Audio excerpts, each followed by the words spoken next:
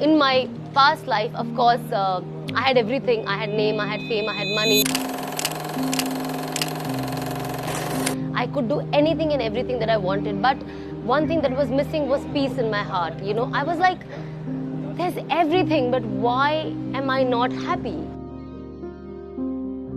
It was very tough, and there were days of depression. There were days of Allah's message that I could see through His signs. I always tell people that there was 2019. I still remember during Ramadan, I used to see grave in my dream. And I used to see a burning, blazing grave in my dream. And I used to see myself in that grave. I just didn't see the empty grave. I saw myself.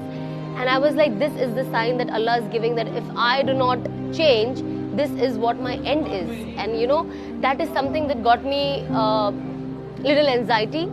And I still remember the changes that were happening. And one night, I used to listen to all the motivational Islamic speeches, And one night, I remember reading something which was so beautiful, that they said that when a man dies, his janaza is covered in 3 cloth.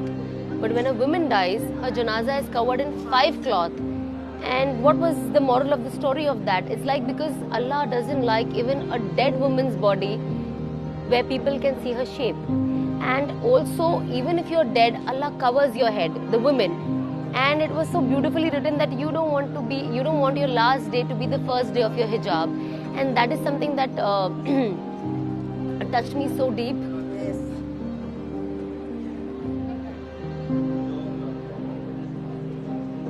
I'm sorry.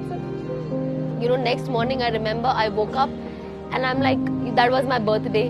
And I'm like, I bought a lot of scarves before, I just bought the scarves.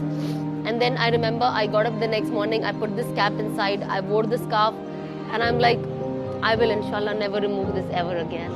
And I'm very happy that, I always wanted to do Hajj.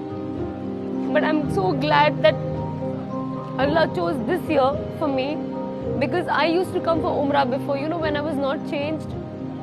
And I used to do Umrah, I used to wear the hijab here, and I used to go back home and I used to remove it. But I always wanted to do Hajj, and I was just telling, my family yesterday that Allah chose such a right time for my Hajj that I've already changed. And Hajj is a huge change in your life. I might not get this opportunity again in my life, but I'm so happy that I came for Hajj when I changed. I know that now how I am, at least the way I look, I'm not going to go back and remove my abaya and throw it away.